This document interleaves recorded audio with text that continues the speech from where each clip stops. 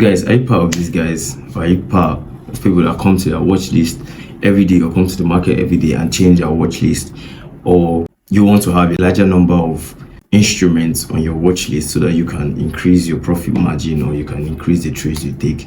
I'm thinking that more trades or more currency pairs leads to more profit. Guys, trust me, you're actually doing the wrong thing. See, in I don't know, it is a famous saying that any action you take, you have to be responsible for its consequences. And when I say you ain't ready for that for these consequences, just because I've been there, I've tried it, and I've seen that. Oh my God, it's really hard. Now, less is more. I guess you've heard that a lot. I guess you've seen a lot of people talk about this. A lot of people explaining why you should stick to one pair. I know traders that stick to one pair. Shout out to all those traders. That is very, very good. It helps you. You helps you understand the market. It helps you, it just helps you in different forms. But I'll be talking about why it's very, very, very important you just try to stick to few currency pairs or few trades, right? I won't just come and preach one currency pair, though trading one currency pair has its own cons, but fixing on the number of trades you take probably a month. Now, let's give two instances: trader A and trader B. Trader A probably trades day trader. He enters like probably 10 trades in a week, 5 trades in a week.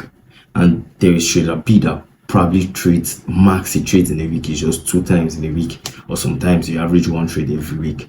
Now, a trader that trades 5 times in a week and a trader that trades twice in a week, if you bring their track records, if you bring their results over a long period of time, you see that trader that trades 2 times a week probably has a stronger psychology and is actually making money over the long run of more than a trader that trades 5 times a week and stuff like that. Why am I saying 5 times a week? Now, we are humans. We're not yet in that professional level. We are retail, guys. You are retail, I am retail. There are things we can't condone, right? You can't condone losing 5 times. You can't even condone losing 10 times. A lot of people trade into tilt, they go on tilt. If you don't know what going on tilt is, it's a situation where you just feel like you've lost, or you just want to risk it all so that you can cover up your losses. That's what it means by going on tilt. A lot of people go on tilt. I've gone on tilt before. It has favored me, and it hasn't favored me. I have. And when you're going on tilt, you don't even think about how you started. You don't think about the good things. You don't think about anything about it. You just want to. You don't give a fuck. You actually don't care again. You just want to risk everything, and it's very bad. Now, avoiding going on tilt, avoiding the psychology, the distress that comes with having too many losses, can be kept aside when you focus on less trades. Personally, when I noticed this was when I started trading in some kind of large amount way. I know you say, what if I don't have large capital and stuff like that? What if I'm just trading the prop firm? Prop firms are everywhere. You have Darwinex as well. These are platforms that you can get capitals from. So you don't need, and there are no days. They are not giving you 30 days again. Now, when I say this, I don't know how you trade. I don't know how your psychology. I don't know how your trading strategy works, but a strategy that works in the sense that you try and max 2 trades every week. Now, maxing two trades every week, it's something that you're now able to control yourself in the market. You're able to control the way you feel in the market. Now, that's something that people don't know how to do. The market tends to control you, right? Rather, you're meant to control your decisions. You cannot control the market, but you're meant to control your decisions in the market. That's the only thing you can control, and that is the only thing you should focus as a trader. Now, when you trade few pairs, let's say you take 2 losses in a week, what caused those losses? Either probably you were spiked out, you didn't enter early, it wasn't the right time, and the next trade, it wasn't the right time. Those are 2 losses, and next week you come again, I had 2 losses. Let's repeat the same thing. Even if I have 4 losses in 2 weeks, 4 losses at the rule, you know the reason why you're losing. Your psychology is going to be better than having 8 losses or 10 losses in a month. Trust me, actually, you can have larger returns in a month if you trade more. But are you ready for that psychology distress, right? There's a famous saying, we take consequences of all our actions. Most people are not. They cannot take consequences for it. Let's go to my journal. I started last year October and I stopped by April, and there's something you'll have to notice. So now this is my journal. I started last year, and in the first month I had how many?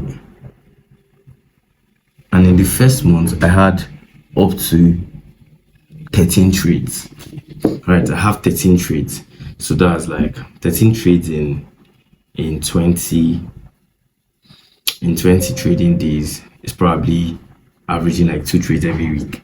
Now this is how my track record was. I made 20.78%. Then the next month I had how many trades? I had 1, 2, 3, 4, 5, 6, 7, 8, 9, 10, 11, 12, 13, 14, 14 trades. I had 14 trades and I ended at 2.6. Now I want to show you guys something very, very important. When I started cutting the number of trades I was taking at some point, which was December and November, I started noticing something. I could do better. My losses were minimized. Like, actually very difficult for me. It was really, really difficult for me. Don't look at it like that. Then also January, I started placing lots of trade. How many losses did I have here? Okay, look at the real deal. Look at the real deal, guys. Higher number of losses. The wins are like 6%. You can see 21%. Good. Like not 21%, 21 actually not 21%. Now, this is a big deal. After having 10 losses in a row, look at what else happened. I started having like 4 trades. I started having 4 trades in a month of February, 4 trades, and I made 7%, guys. Now I made 7%, and I had more than up to 14 trades in November, and I made 6%, guys.